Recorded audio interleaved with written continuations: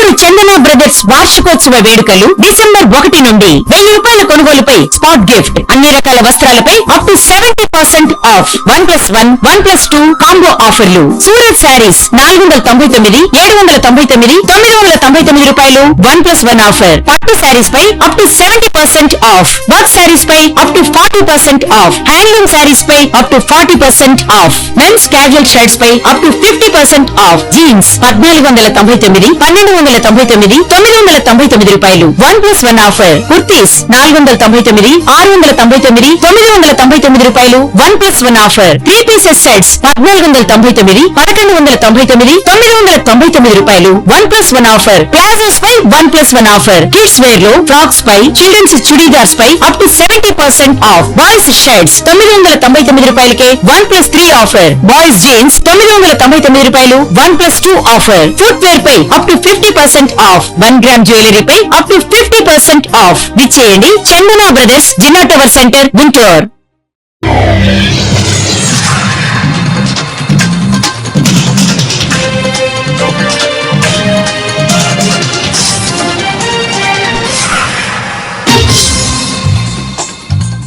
నమస్కారం, city news కు స్వాగతం. ఈనాటి వార్తా విశేషాలు. ఎర్లీ బర్డ్ ప్రోత్సాహాల కింద 6 కంపెనీలకు రాష్ట్ర పెట్టుబడుల ప్రోత్సాహక బోర్డు ఆమోదం తెలిపింది. పెట్టుబడులపై పోర్టల్ ఏర్పాటు చేసి పర్యవేక్షించాలని నిర్ణయించారు. నిర్ణీత కాలపరిమితిలో ఎంఓయూల అమలుకు వీలుగా చర్యలు చేపట్టాలని తీర్మానించారు. సీఎం చంద్రబాబు అధ్యక్షతన ఎస్ఐబిపి సమావేశం జరిగింది. అనంతరం మంత్రులు టీజీ భరత్, కందుల దుర్గేష్ మీడియాతో మాట్లాడారు. సిఐ సదస్సు అంతకుముందు ఒప్పందాలలో 50% మేర ప్రక్రియ మొదలైనట్టు తెలిపారు. SIPB state investment promotion board 13వ సమావేశం ముఖ్యమంత్రి గారి అధ్యక్షతన నిర్వహించుకోవడం జరిగింది. ఇందులో ప్రధానంగా ఆంధ్రప్రదేశ్ రాష్ట్రానికి కూటమి వచ్చిన తర్వాత ప్రభుత్వం వస్తున్నటువంటి పెట్టుబడుల వెల్లువ గురించి పూర్తి స్థాయిలో చర్చించడం జరిగింది. ప్రధానంగా సిబిఎన్ బ్రాండ్ తోటి అనేక మంది పెట్టుబడిదారులు రావటం అనేటువంటిది మనం చూస్తూనే ఉన్నాం. మొన్న జరిగినటువంటి partnership summit, confederation of Indian industry వారి నిర్వహణలో జరిగినటువంటి పార్ట్నర్షిప్ సమ్మిట్లో కూడా దాదాపుగా పెద్ద స్థాయిలో మనకి ఎంఓయూలు చేసుకోవటం, అదేవిధంగా భారీ ఎత్తున వివిధ రంగాల్లో పెట్టుబడులు రావడం జరిగింది. కూటమి ప్రభుత్వం అధికారంలోకి వచ్చిన 18 నెలల కాలంలోనే రమారమి 20 లక్షల కోట్ల వరకు పెట్టుబడులు వివిధ రంగాల్లో సాధించగలిగాం. ఈజ్ ఆఫ్ డూయింగ్ బిజినెస్ మాత్రమే కాకుండా ముఖ్యమంత్రి గారు పదే పదే చెప్పేటువంటి స్పీడ్ ఆఫ్ డూయింగ్ బిజినెస్ అనేటువంటి దానికి సరైన నిర్వచనం ఈ 18 నెలల కాలంలో ఇవ్వడం జరిగింది. ఇవాళ సచివాలయం నేను ఆఫ్టర్ పార్ట్నర్షిప్ సమ్మిట్ చాలా మందిని కలిసడం జరిగింది. వరల్డ్ ఎకనామిక్ ఫోరం ఏ రకంగా జరిగిందో ఆ రకంగా జరిగింది భరత్. మీ ఆంధ్రప్రదేశ్లో ఎక్కడ పోయినా అప్రిషియేట్ చేస్తున్నారు. బిజినెస్ పీపుల్ కానీ, ఫ్రెండ్స్ కానీ, అంటే ఇండస్ట్రీ ఫ్రెండ్స్ కానీ, దే ఆర్ సేయింగ్ అనమాట చాలా బాగా జరిగింది, ఎక్కడ పైన ఆంధ్రప్రదేశే వినిపిస్తూ ఉంది అని చెప్పి చెప్పడం జరిగింది. ఎందుకంటే సిబిఎన్ బ్రాండ్ లాస్ట్ ప్రభుత్వంలో 5 ఏళ్ళు బాగా దెబ్బతినిందండి ఆంధ్రప్రదేశ్. పెట్టుబడులు పెట్టాలా అంటే భయపడేవాళ్ళు, ఆ పరిస్థితి ఉండింది. అక్కడి నుంచి లాస్ట్ 18 monthsలో చాలా హార్డ్ వర్క్ చేసి ఈరోజు ఎంఓఈస్ అనేది మేము చేసిండేది చాలా సిస్టమేటిక్గా చేయడం జరిగిందండి. ఏదో వచ్చినారు ఎంఓఈ చేయలేదండి. అట్లా చెయ్యాలనుకుంటే 50 లక్షల కోట్లు పెట్టుబడులు పైన కూడా ఎంఓయూ చేసేవాళ్ళం. బట్ ప్రజలకు వాస్తవాలు తెలియాలని రైతుల పరిస్థితి చూస్తుంటే సేవ్ ఆంధ్రప్రదేశ్ అన్నట్టుగా ఉందని వైఎస్ఆర్సీపీ అధ్యక్షుడు వైఎస్ జగన్మోహన్ రెడ్డి అన్నారు. గురువారం ఆయన మీడియా సమావేశంలో మాట్లాడారు. ఏ ప్రభుత్వమైనా రైతులను సంతోషపెట్టాలి, రైతు సంతోషంగా ఉంటేనే రాజ్యం సంతోషంగా ఉంటుందన్నారు. అదేవిధంగా చంద్రబాబు బెయిల్ కండిషన్స్ ను ఉల్లంఘిస్తున్నారని, ఆయన అవినీతిపై ఫిర్యాదు చేసిన అధికారులను బెదిరిస్తున్నారంటూ వైఎస్ జగన్ వ్యాఖ్యానించారు. చంద్రబాబు తానే దొంగ, తానే పోలీసు, తనపై ఉన్న అవినీతి కేసును క్లోజ్ చేయించుకుంటున్నారు. ఇది బెయిల్ కండిషన్ ను ఉల్లంఘించడం కాదా అంటూ వైఎస్ జగన్ ప్రశ్నించారు. ఈరోజు రాష్ట్రంలో వ్యవసాయం ఎలా ఉంది, రైతుల పరిస్థితి ఎలా ఉంది అన్నది నిజంగా చూస్తే రాష్ట్రంలో పాలన సేవ్ ఆంధ్రప్రదేశ్, సేవ్ ఆంధ్ర అన్న పరిస్థితి మాదిరిగానే ఆంధ్ర రాష్ట్రంలో పాలన సాగుతూ ఉంది. అందరూ కూడా దేశం మొత్తం కూడా హలో ఇండియాస్, మా రాష్ట్రం వైపు ఒకసారి చూడండి అని చెప్పి నిజంగానే ప్రతి ఒక్కరం అనాల్సిన పరిస్థితిలోనే ఈ రాష్ట్రంలో ఈరోజు పాలన సాగుతూ ఉంది. మరి ముఖ్యంగా అడుగులు ముందుకు వేస్తే వ్యవసాయం అన్నది 62% జనాభా దాని మీద ఆధారపడి ఉన్న సెక్టర్. ఈ వ్యవసాయం అన్నది ఏ రాష్ట్ర ప్రభుత్వమైనా కూడా రైతులను సంతోషంగా పెట్టి వ్యవసాయం అన్నది ఒక పండుగగా చేస్తేనే, రైతు సంతోషంగా ఉంటేనే రాష్ట్రం సంతోషంగా ఉంటుంది. రైతు కూలి సంతోషంగా లేకపోతే రాష్ట్రం ఎప్పుడూ కూడా ఎదగదు, వెనకడుగు వేయాల్సింది.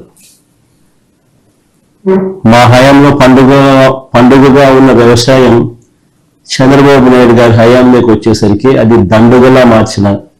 ఇప్పుడు ఏం చేస్తా ఉన్నాడు, తన మీద ఉన్న అవినీతి కేసులన్నీ దొంగచాటుగా క్లోజ్ చేయించుకుంటా ఉన్నాడు. ఇది నిజంగా వెరీ ఇంపార్టెంట్. ఇది బెయిల్ కండిషన్స్ వైలేషన్ కాదా అని అడుగుతా ఉన్నాను. చంద్రబాబు నాయుడు అనే వ్యక్తి ఈరోజు బెయిల్ మీద ఉన్నాడు. ఇవి బెయిల్ కండిషన్స్ వైలేషన్స్ కావా అని నేను మిమ్మల్ని అడుగుతా ఉన్నా. మీ ద్వారా రాష్ట్ర ప్రజలందరినీ కూడా ఆలోచన చేయమని అడుగుతా. తానే దొంగ, తానే పోలీస్, తానే పబ్లిక్ ప్రాసిక్యూటర్, తానే అధికారుల మీద ఒత్తిడి తీసుకువచ్చి తన మీద కేసులను విత్డ్రా చేసుకుంటున్నాడు.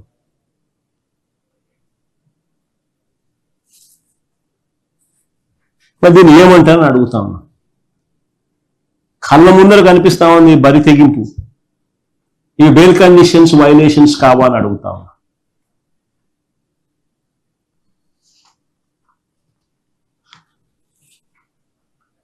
చంద్రబాబు అవినీతిపై ఫిర్యాదు చేసిన అధికారులను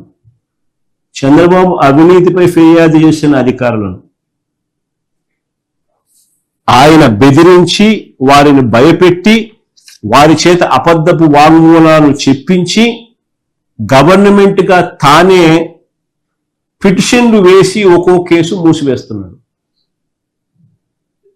జరుగుతా ఉంది, కళ్ళ ముందర కనిపిస్తా ఉంది. బెయిల్ షరతులను ఉల్లంఘిస్తా ఉన్నారు. ప్రజలకు మెరుగైన సౌకర్యాలు కల్పించడమే గ్రామాభివృద్ధి శాఖ పని అని డిప్యూటీ సీఎం పవన్ కళ్యాణ్ అన్నారు.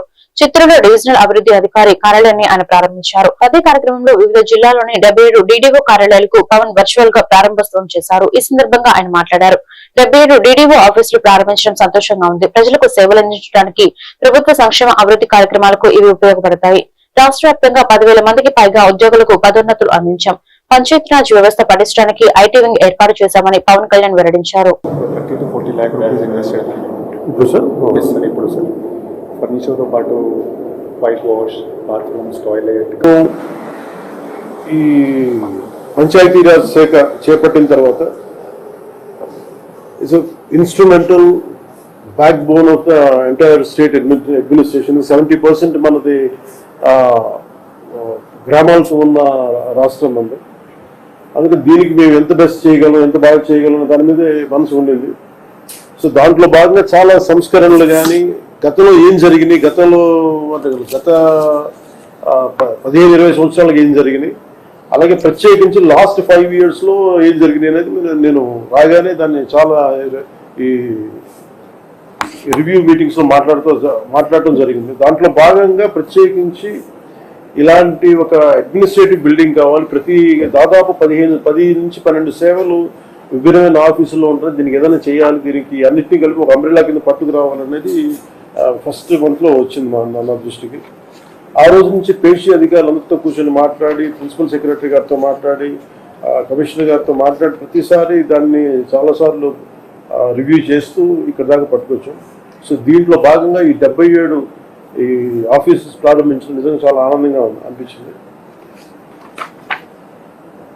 ఈ ప్రతి పంచాయతీ ఈ కార్యాలయాల నుంచి చాలా సేవలు అందిస్తారు. ప్రతి సేవ మన పౌర సేవలు విస్తృతంగా ప్రజలకు చేరువేందుకు ఈ మార్పు దోహదపడుతుంది. ప్రతి పంచాయతీ స్వతంత్రంగా వ్యవహరిస్తూ ప్రజల అవసరాలను తీరుస్తూ స్థానిక సంస్థల దగ్గర సాధ్యం కాని పనులకు మాత్రమే ప్రభుత్వాలపై ఆధారపడేలా బలోపేతం చేయాలని ఇరవై సూత్రాల కార్యక్రమం చైర్మన్ లంకా దినకర్ గుంటూరులో పర్యటించారు. ఈ మేరకు కలెక్టర్ కార్యాలయంలో విద్యా, వైద్యం, పీఎం సూర్యగర్ ఇతర పథకాలపై అమలుపై అధికారులతో సమీక్ష నిర్వహించారు. Collector Tameem Ansara, joint collector Ashutosh Srivastava, DMHO Vijayalakshmi, GMC commissioner Puli Srinivasulu పాల్గొన్నారు. సమీక్ష అనంతరం లంకా దినకర్ మీడియాతో మాట్లాడారు. విద్యం, వైద్యం విషయంలో గుంటూరు ప్రథమ స్థానంలో నిలవాలని ఆకాంక్షించారు. స్వర్ణాంధ్ర వికసిత్ భారత్ కోసం మరింత కష్టపడాల్సి ఉందని చెప్పారు. ఎన్టీఆర్ వైద్య సేవ ద్వారా ప్రతిరోజు 3 లక్షల మందికి వైద్య సేవలు అందిస్తున్నామని అన్నారు. అదేవిధంగా గుంటూరు జిల్లాలో మానవ వనరులు పుష్కలంగా ఉన్నాయని, ఇది స్వర్ణాంధ్రకు బాటలు వేయాలని ఆకాంక్షించారు.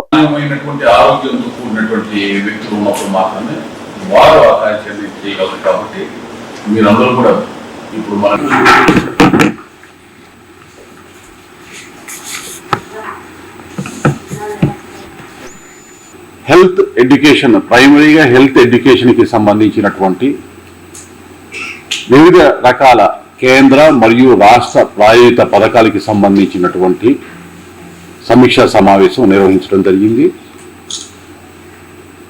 ఎగ్జాక్ట్గా 1 year బ్యాక్ ఇదే కలెక్టరేట్లో వివిధ అంశాల మీద సమీక్ష నిర్వహించడం, తర్వాత ఈరోజు ఈ యొక్క కార్యక్రమానికి 2వ దశగా ఇక్కడ ఈ సమీక్ష సమావేశాన్ని నిర్వహించడానికి రావడం జరిగింది.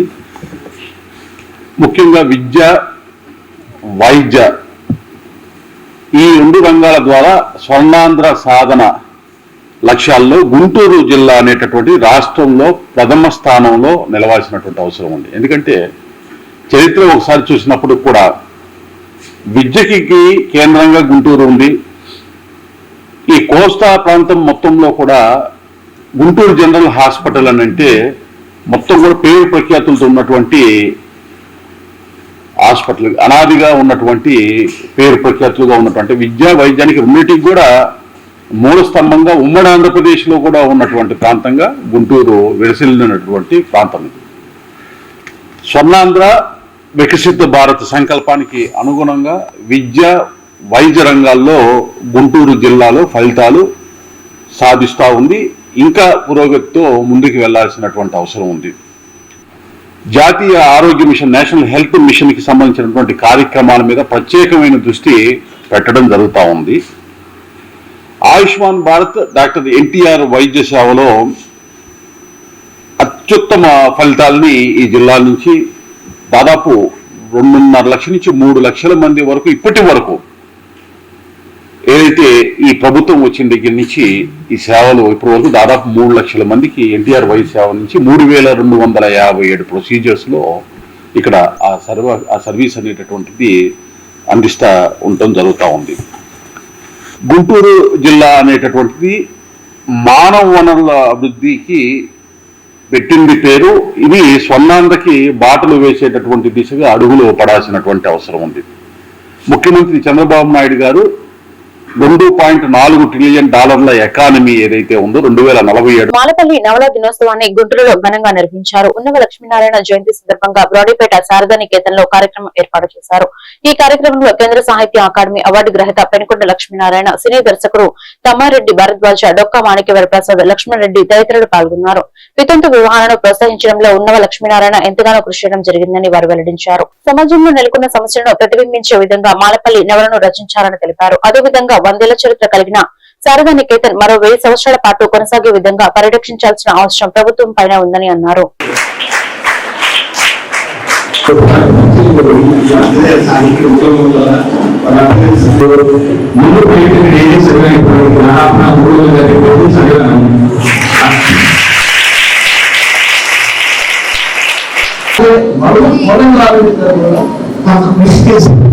అటువంటి గురించి మాలపల్లి ప్రభావం ఎలా ఉంది, ప్రభావం ఎలా ఉందని కూడా మనం అనుకుంటే మనకి అప్పుడుని మనం చూడాలి. వారిని సమాజానికి ఆదర్శం అట్లాగే దాని గురించి దేశం ఉంది, మనం ఉన్నాం అన్నమాట. ఈ సందర్భంలో ఏంటంటే సాంస్కృతిక పునరుజ్జీవనం అనేది. టీచర్లు చాలా మంది చదువు చెప్తున్నారు కానీ పాపం జీతాలు లేవని నేను అన్నాను. ఆ జీతాలు చాలా ఇవాడున్న పరిస్థితుల్లో ఆ జీతాలకి వాళ్ళు చేస్తున్నారంటే త్యాగం చేస్తున్నట్టే నాకు తెలిసిన జీతాలు వింటే. సో ఇది అవసరం.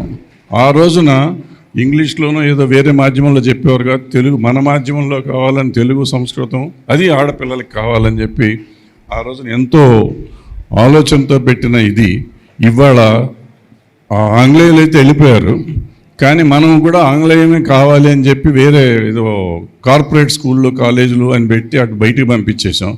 ఇక్కడ సంగతి మనకు తెలియదు. ఈ అన్నిటిని ఏం చేయాలి అనేది ఆలోచించరు ఈ ప్రభుత్వాలు, ఏ ప్రభుత్వం అయినా కానీ. వీళ్ళ భవిష్యత్తు ఏంటి, వీళ్ళని ఎలా చేయాలి. నేను ఇక్కడ ఉన్న పెద్దలు, ఈ నగర పెద్దలను కానీ లేకపోతే ఇవాళ ఉన్న రాజకీయ పార్టీలను కానీ లేకపోతే ప్రభుత్వాన్ని కానీ కోరుకునేది ఏంటంటే ఈ కాలేజీని ఆలపల్లి నవల రచయిత అలాగే శారదానికేతన వ్యవస్థాపకులు ఉన్నవ లక్ష్మీనారాయణ గారి 148వ జయంతి సందర్భంలో మనం కలుసుకోవటం జరిగింది. మాలపల్లి నవల గురించి అనేక పరిశోధనలు వచ్చాయి. ఆ నవల 2 సార్లు నిషేధానికి గురైంది. స్వాతంత్రోద్యమ కాలంలో అది గుంటూరు సీమలో, పలనాటి సీమలో పుల్లరి సత్యాగ్రహానికి సంబంధించి వారు జైలులో ఉన్నప్పుడు, రాయవెల్లూరు జైలులో ఉన్నప్పుడు రాసిన నవల అది 1922లో. ఆ నవల 2 సార్లు నిషేధానికి గురైంది. ఆ తర్వాత ఆ నిషేధం ఎత్తివేసిన తర్వాత ఇప్పటికీ మళ్ళీ 3-4 ప్రచురణలు పొందింది. అది వ్యావహారిక భాషలో వచ్చిన ఒక గొప్ప నవల, తొలి తెలుగు నవలగా కూడా గుర్తింపు పొందింది. ఆ నవలలో అగ్రవర్ణ దౌష్ట్యాలు, తర్వాత పీడితుల కష్టాలు, వీటన్నిటిని గురించి చాలా వివరంగా ఆయన పేర్కొన్నారు. అట్లాగే ఆ నవల తరువాతి కాలంలో రచయితల మీద చాలా ప్రభావం చూసింది, సమాజం మీద కూడా చాలా ప్రభావితం కలిగించింది. అలాగే ఉన్నవ లక్ష్మీనారాయణ గారు ఏం చేశారు అని అంటే, నవల రాయటమే కాకుండా తన శ్రీమతి లక్ష్మీబాయమ్మ గారిని కలుపుకొని ఈ నగరంలో జిల్లాలో మెగా పేరెంట్స్ టీచర్స్ మీట్ కి అన్ని రకాల ఏర్పాట్లు పూర్తి చేసినట్లు కలెక్టర్ తమీం అన్సారీ వెల్లడించారు. కలెక్టరేట్ లో గురువారం ఆమె మాట్లాడారు. జిల్లా వ్యాప్తంగా 1049 ప్రభుత్వ పాఠశాలలు, కళాశాలలో ఈ కార్యక్రమం జరుగుతుందని చెప్పారు. గతంలో నిర్వహించిన మీటింగ్ కు తల్లులు మాత్రమే అధికంగా హాజరయ్యారని గుర్తు చేశారు. ఈసారి తల్లిదండ్రులు ఇద్దరు రావాలని పిలుపునిచ్చారు. ప్రభుత్వం విద్యార్థుల అభ్యున్నతి కోసం కృషి చేస్తుందని చెప్పారు. ఆ దిశగా తల్లిదండ్రులు తమ పిల్లల్లో ప్రతిభను గుర్తించి ప్రోత్సహించాలని సూచించారు. మీరెక్కడ చేస్తున్నారు? మీ అందరికీ కూడా తెలుసు, రేపు రాష్ట్ర వ్యాప్తంగా మెగా పీటీఎం అన్ని గవర్నమెంట్, రెసిడెన్షియల్, మున్సిపల్, జిల్లా పరిషత్, ఎయిడెడ్ స్కూల్స్ లో జరగబోతుంది. మన గుంటూరు జిల్లాలో కూడా 1049 స్కూల్స్ లో, అదేవిధంగా జూనియర్ కాలేజెస్ లో కూడా రేపు జరగబోతుంది. సో దీనికి మీరు అందరూ కూడా, మదర్స్ మాత్రమే కాకుండా ఫాదర్స్ కూడా ఈ మీటింగ్కి రావాలి తప్పకుండా. Programme, mega PTM programme morning 9 o'clock నుంచి ఆఫ్టర్నూన్ 1 o'clock దాకా ఉంటుంది. సో ఫస్ట్ 2 hours 9 నుంచి 11 o'clock దాకా 1-to-1 టీచర్ పేరెంట్స్తో మాట్లాడతారు. అప్పుడు holistic progress card, HPC cards, ఆ స్టూడెంట్ యొక్క ప్రోగ్రెస్ గురించి వారు తల్లిదండ్రులకు చెప్పడం జరుగుతుంది.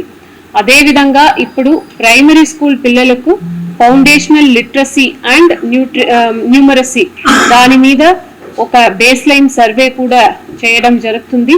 పిల్లలు ఒక రీడింగ్, రైటింగ్ స్కిల్స్, ముఖ్యంగా ఇంగ్లీష్, తెలుగు అండ్ మ్యాథ్స్లో వారి స్కిల్స్ ఎలా ఉంది అని టెస్ట్ చేయడం కూడా జరుగుతుంది. దాని యొక్క ప్రోగ్రెస్ కూడా టీచర్ పేరెంట్స్కు చెప్పడం జరుగుతున్నది.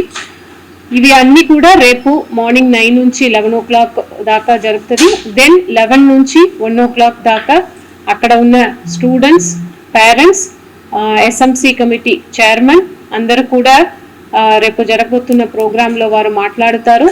ఆ స్కూల్ యొక్క ప్రోగ్రెస్ గురించి స్కూల్ HMs కూడా అక్కడ ప్రోగ్రెస్ రిపోర్ట్ కూడా ఇస్తారు. ఇది ఒక మెగా ఈవెంట్. దీన్ని విజయవంతం చేయడానికి అందరు, బోత్ పేరెంట్స్, లాస్ట్ మీటింగ్ లో చూస్తే ఎక్కువ మంది మదర్స్ వచ్చారు, ఈసారి ఫాదర్స్ కూడా రావాలి, ఇద్దరు కూడా కలిసి రావాలి. బికాస్ మీ స్టూడెంట్స్ యొక్క భవిష్యత్తు కోసం ప్రభుత్వం ఇన్ని ఎఫర్ట్స్ తీసుకుంటున్నారు. మీరు కూడా మీ స్టూడెంట్స్ గురించి, మీ పిల్లల గురించి తెలుసుకోవడానికి, వారు ఎలా చదువుతున్నారు, స్కూల్లో ఎలా ఉన్నారు అని తెలుసుకోవడానికి మీరు అందరూ కూడా తప్పకుండా రేపు రావాలి. మన జిల్లాలో అన్ని గవర్నమెంట్ స్కూల్స్ లో ఈ ప్రోగ్రామ్ ని విజయవంతం చేయాలి. ఇక్కడ పత్తి కొనుగోలులో దళారుల ప్రమేయం పెరిగిపోతుందని ఆంధ్రప్రదేశ్ రైతు సంఘం జిల్లా కార్యదర్శి కె అజయ్ కుమార్ పేర్కొన్నారు.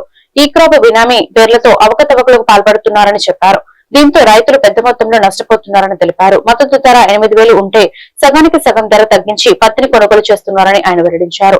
ఈ నేపథ్యంలో ప్రభుత్వం జోక్యం చేసుకుని పత్తి కొనుగోలు పారదర్శకంగా నిర్వహించాలని డిమాండ్ చేశారు. బ్రాడీపేట సిపిఎం కార్యాలయంలో గురువారం ఆయన మీడియాతో మాట్లాడారు.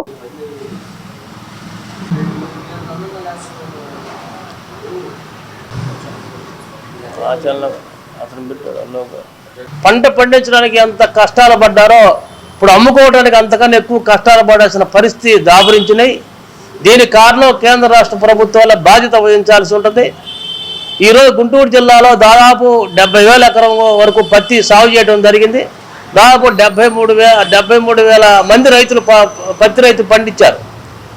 ఈ పత్తి పండించిన రైతులు ఇవాళ సిసిఐ ద్వారా కొనుగోలు చేయడానికి మరి మద్దతు రేటు జరుగుతుందని చెప్పి నేపథ్యంలో ఇవాళ ఈ క్రాప్ పేరుతోటి నమోదు చేసిన గతంలో నమోదు చేసిన పేరు మీద స్లాబు అంటే గడువు తేదీ, ఆ తేదీ ఆసరా తీసుకునే వాళ్ళ ఆ పత్తి రైతులు బినామీ పేర్లు అంటే గతంలో తీసుకున్న పేర్లతోటి ఇవాళ వ్యాపారులు బయ్యర్లు గ్రామస్థాయి ఏజెంట్లు పెట్టుకొని వాళ్ళ ద్వారా కొనుగోలు జరుగుతూ ఉంది. నేరుగా పత్తి రైతు వచ్చి వాళ్ళ మిల్లులు అమ్ముకునే పరిస్థితి లేదు. మేము రైతు సంఘ కౌలు రైతు సంఘాల ద్వారా మిల్లులు మేము పర్యటించడం జరిగింది. కానీ ఏ మిల్లులో కూడా రైతు కనిపిస్తున్న పరిస్థితి లేదు. అంతా బయ్యర్లు ఏజెంట్లే ఉంటున్నారు. దీనికి కారణం ఏంటంటే ఇవాళ 12% మించితే మేము పత్తిని కొనుగోలు చేయమని చెప్పి ప్రకటనతో మరి ఇవాళ తేమ శాతం పేరుతోటి 12% కొద్దిగా మించినా కానీ వెనక్కి తిరిగే పరిస్థితి ఉంది. లేదా ఆ రైతుని వెనక్కి తిరిగి పంపితే గ్రామాల్లో ఉన్న ఏజెంట్లు కొంటే ఆ ఏజెంట్ల ద్వారా మనం తక్కువ రేటు కొనవచ్చని ఒక కుట్రపూరితమైనది ఇవాళ తయారైంది. అందువల్ల రైతు మిల్లు ధరకు వచ్చి అమ్ముకునే పరిస్థితి లేడు. అందుకని గ్రామాల్లోనే ఆ మద్దతు రేటు 810 రూపాయలు ఉంటే 5,000కి 6,000కి ఇవాళ ఏజెంట్లకు అమ్ముకోవాల్సిన పరిస్థితి వచ్చింది. ఆ ఏజెంట్ వచ్చి ఇవాళ మళ్ళీ మిల్లులో 8,110 మద్దతు రేటుకి అమ్ముకున్న పరిస్థితికి దాపురించింది.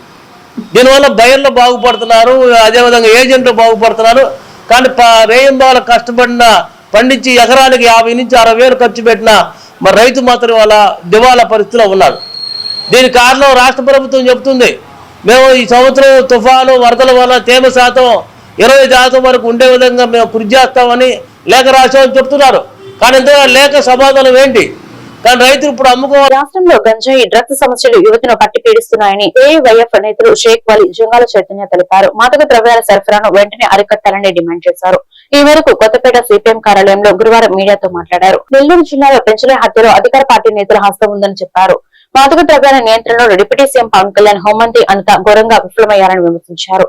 నిరుద్యోగ యువతకు ఉద్యోగ అవకాశాలు కల్పించడంలో ప్రభుత్వం నిర్లక్ష్యంగా వ్యవహరిస్తుందని ధ్వజమెత్తారు. నిరుద్యోగ యువత సమస్యల పరిష్కారం కోసం త్వరలో చలో విజయవాడ పేరుతో ఆందోళన చేపడతామని హెచ్చరించారు. రాష్ట్రంలో ప్రధానంగా 2 సమస్యలు యువత యువకులను వేధిస్తా ఉన్నాయి. అందులో ప్రధానంగా గంజాయి. ఈ గంజాయి సమస్య ఎలా ఉందంటే, గంజాయి మీద ప్రశ్నిస్తున్న పెంచలయ్య అనే సిపిఎం నాయకుడు నెల్లూరులో దారుణంగా తన పిల్లల ఎదుటే పరిగెత్తించి దారుణంగా హత్య గావించబడ్డారు. దీని వెనకాల ప్రధానంగా అధికారులు ఉన్న నాయకులు, అధికారులు కూడా దీంట్లో హస్తం ఉందని ఖచ్చితంగా చెప్పవలసిందే. ఎందుకంటే ఎక్కడో అడవిలో ఉన్న అన్నల్ని పట్టుకొని వస్తున్న ప్రభుత్వాలు ఏదైతే గంజాయి ఎవరు సాగు చేస్తా ఉన్నారు, ఎవరు అమ్మకాలు చేస్తా ఉన్నారు, ఇవన్నీ పట్టుకోలేకపోతున్నారంటే మీదే ప్రభుత్వంగా. పెంచలే హత్య వెనకాల ప్రభుత్వం కూడా స్పందించాల్సిన రీతిలో స్పందించలేదు. అదేవిధంగా ఈ పెంచలేని మృతికి కారణమైన నిందితులు అధికార పార్టీలో ఉన్నాయని న్యూస్ కూడా వస్తూ ఉన్నది. కాబట్టి మేము ఒకటే చెప్తా ఉన్నాము, ఏదైతే మావోయిస్టులు అడవుల్లో ఉంటే వాళ్ళని పట్టుకొని వచ్చి మీరు చేస్తా ఉన్నారో, ఈ యొక్క గంజాయి మీద ఎందుకు మీరు అంటే ఇక్కడ ఏదో కేజీ 2 కేజీలు పెట్టుకోవడము, ప్రెస్ మీట్లు పెట్టడము సరిపోయిందని కాదు. దీన్ని ఎవరు సరఫరా చేస్తా ఉన్నారు, దీని వెనకాల ఎవరున్నారు, ఇది ఎక్కడ పండుతా ఉన్నది అనేది అధికారులకు తెలుసు. అయినా సరే అధికారులు స్పందించకుండా, ప్రభుత్వం స్పందించకుండా చేస్తా ఉన్నది. గతంలో పవన్ కళ్యాణ్ గారు ప్రకటన చేశారు, మేము అధికారంలోకి వస్తే 2 రోజుల్లో పోలీసులకు అధికారం ఇస్తే చాలు ఈ గంజాయిని మట్టు పెడతామన్న పవన్ కళ్యాణ్ గారు, మరి మీరు మా అధికారంలోకి వచ్చి 1.5 సంవత్సరం కాలం దాటింది, మరి ఎక్కడ గంజాయిని మట్టు పెట్టారని మేము ప్రశ్నిస్తా ఉన్నాము. రాష్ట్రంలో అత్యాచారాలు జరిగినా, హత్యలు జరిగినా దాదాపు దాని వెనకాల ప్రధాన హస్తము గంజాయి ముట్టు. నమస్కారం. కూటమి ప్రభుత్వం అధికారంలో రాకముందు అనేక వాగ్దానాలు చేసి అధికారంలో రావటం జరిగింది. మెయిన్ వాగ్దానం నిరుద్యోగ వృత్తిస్తాం, అదేవిధంగా ఈ రాష్ట్రంలో మత్తు పదార్థాలకి ఎగనెస్ట్గా మా కూటమి ప్రభుత్వం ఉంటుంది. అప్పుడున్న ప్రభుత్వం మత్తు పానీయానికి ఎంకరేజ్ చేస్తుందని అధికారంలోకి వచ్చాక గంజాయి మహమ్మారి ఈ రాష్ట్రంలో వీరతాండం ఆడుతూ ఉన్న ప్రేక్షక పాత్ర పోషిస్తుందే కానీ దాని మీద ఒక స్పష్టమైన ఒక కమిటీ వేసి ఈ రాష్ట్రంకి గంజాయి ఎలా వస్తుంది, ఎవరి ద్వారా వస్తుంది అన్నది తెలియలేనంత అసంతృప్తి స్థితిలో ప్రభుత్వం ఉందని ఈ రాష్ట్రంలో ఉన్న అన్ని వర్గాల ప్రజలు మొత్తం కూడా ఆలోచన చేస్తూ ఉన్నారు. చిన్న విషయం జరిగినా ఇంటెలిజెన్స్ రిపోర్ట్ అనేది వాళ్ళ దగ్గర ఉంటుంది. కేజీలు గంజాయి గుంటూరు నగరంలో కానీ, గుంటూరు జిల్లాలో కానీ విచ్చలవిడిగా అమ్ముడుపోతూ ఉంటే పోలీస్ యంత్రాంగం కూడా ప్రేక్షక పాత్ర పోషించి అరాకొరా పట్టుకుంటుందే గాని, తాగే వాళ్ళని పట్టుకుంటుందే గాని. ఈ నెల 6వ తేదీన గుంటూరులో డాక్టర్ బిఆర్ అంబేద్కర్ వర్ధంతి కార్యక్రమం జరగనుంది. ఈ కార్యక్రమానికి సంబంధించిన పోస్టర్లను గురువారం విడుదల చేశారు. ఈ కార్యక్రమంలో సావిత్రిబాయి పులే సేవా సంఘం వ్యవస్థాపక అధ్యక్షురాలు డాక్టర్ ముఖే సుధా, చార్వాక సంఘం ప్రతినిధి డేవిడ్ విలియమ్స్, మాల మహానాడు నాయకుడు కత్తి అరుణ్ కుమార్, వడ్డెర సంఘం రాష్ట్ర అధ్యక్షుడు ఓర్సు ప్రేమరాజు తదితరులు పాల్గొన్నారు. డాక్టర్ బిఆర్ అంబేద్కర్ భావాచారాన్ని కార్యాచరణ రూపంలో తీసుకెళ్లే ఉద్దేశంతో ఈ కార్యక్రమం నిర్వహిస్తున్నట్లు సుధా తెలిపారు. ఈ కార్యక్రమంలో అందరూ పాల్గొని విజయవంతం చేయాలన్నారు.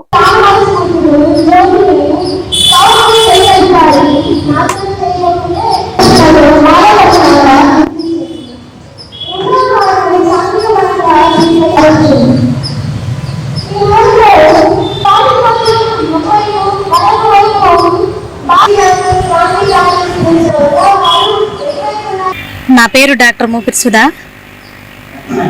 సావిత్రిబాయి పూలే సేవా సంఘం వ్యవస్థాపక అధ్యక్షురాలిని. ప్రపంచ మేధావి డాక్టర్ బిఆర్ అంబేద్కర్ గారి 69వ వర్ధంతి సందర్భంగా అంబేద్కర్ సెంటర్ లాడ్జ్ సెంటర్ నందు బహిరంగ సభ జరపబడును. 6వ తారీఖున ఉదయం 11 గంటలకు బహిరంగ ర్యాలీ జరపబడును. అందరూ రాజకీయ మేధావులు, ప్రజా సంఘాలు, మంత్రులు, ఎమ్మెల్యేలు అందరూ కూడా ఈ సభకు వచ్చి అంబేద్కర్ గారికి నివాళులు అర్పించి అందరూ కూడా ఈ సభని జయప్రదం చేయవలసిందిగా కోరుచున్నారు. అంబేద్కర్ ఆలోచనలు అంటే క్రియాపూర్వకంగా జరగాలి అనేది నా ఉద్దేశం. ఆలోచన విధానాలన్నీ కూడా అంటే కార్యాచరణ జరగాలనేది నా కోరిక. వైఎస్ఆర్ కాంగ్రెస్ పార్టీ అధినేత మాజీ ముఖ్యమంత్రి వైఎస్ జగన్మోహన్ రెడ్డి పిలుపు మేరకు మంగళగిరి నియోజకవర్గ సమన్వయకర్త దొంతిరెడ్డి వేమారెడ్డి ఆదేశాల మేరకు తాడేపల్లి పట్టణ అధ్యక్షులు, పొన్నూరు నియోజకవర్గం పరిశీలకులు బుర్రముక్కు వేణుగోపాల స్వామిరెడ్డి ఆధ్వర్యంలో ప్రభుత్వ మెడికల్ కాలేజీల ప్రైవేటీకరణకు వ్యతిరేకంగా కోటి సంతకాల సేకరణ కార్యక్రమం దిగ్విజయంగా పూర్తి చేసిన సందర్భంగా తాడేపల్లి పట్టణ అధ్యక్షులు బుర్రముక్కు వేణుగోపాల స్వామిరెడ్డి అధ్యక్షతన సమావేశం నిర్వహించారు. ఈ కార్యక్రమానికి ముఖ్య అతిథిగా దొంతిరెడ్డి వేమారెడ్డి హాజరయ్యారు. వేదికపై తాడేపల్లి పట్టణ ఉపాధ్యక్షులు జీలగ పెద్దగాలయ్య, వేల్పుడు ఎలీషా, ప్రధాన కార్యదర్శులు షేక్ సర్దార్, చిట్టిమల స్నేహ సంధ్య, స్థానిక నాయకులు, గుంటూరు జిల్లా యాక్టివ్ కార్యదర్శి సింక గంగాధర్, పట్టణ మహిళా విభాగ అధ్యక్షురాలు దర్శి విజయశ్రీ పాల్గొన్నారు. కోటి సంతకాల సేకరణ కార్యక్రమానికి సహకరించిన ప్రతి కార్యకర్తకు, ప్రతి నాయకుడికి అందరికీ కూడా హృదయపూర్వక నమస్కారాలు తెలియజేస్తున్నా. తాడేపల్లి పట్టణం మొత్తం మీద 11,842 ఇవాళ కోటి సంతకాల కార్యక్రమంలో జరిగాయి. బ్రహ్మాండంగా ప్రతి చోట కూడా స్పందన వస్తుంది సామాన్య ప్రజానీకం నుంచి. ఇవాళ ఈ రాష్ట్ర ప్రభుత్వంలో జరుగుతున్న ఒక అన్యాయాల్ని, అవకతవకల్ని ఈ మెడికల్ కాలేజీల్ని ప్రైవేటీకరించడం, ప్రభుత్వ ఆసుపత్రులను ప్రైవేటీకరించడం, ఇవన్నీ కూడా రాబోయే రోజుల్లో పేదవాళ్ల జీవితం మీద ఎంతవరకు భారం పడుతుందని ప్రతి వాళ్ళకి కూడా అర్థమయ్యే రీతిలో వారి కార్యకర్తలు అందరి ఇళ్లకు కూడా తీసుకెళ్లారు ఈ సమాచారాన్ని. ఇదంతా కూడా ప్రతి పేదవాళ్ళు కూడా ఈ సమస్య మీద తిరగబడే రోజు ఇంకా ముందు రోజుల్లో రాబోతుందని, ఇవాళ ఈ ప్రభుత్వానికి, ఈ కూటమి ప్రభుత్వానికి పతనం అనేది ఈ 1,00,00,000 సంతకాల కార్యక్రమం నుంచి ప్రారంభం అవుతుందని తెలియజేయడానికి మేము చాలా ధైర్యంగా చెప్తున్నాం. ఈరోజు తాడేపల్లి పట్టణంలో నియోజకవర్గ ఇన్ఛార్జి రామారెడ్డి గారికి పార్టీ పిలుపు మేరకి రాష్ట్రంలో మెడికల్ కాలేజీల్ని ప్రైవేటీకరణకు వ్యతిరేకంగా 1,00,00,000 సంతకాల కార్యక్రమం విజయవంతమైన ఈ వార్తలు ఇంతటితో సమాప్తం. మరొక బటన్లో మళ్ళీ కలుద్దాం. నమస్కారం.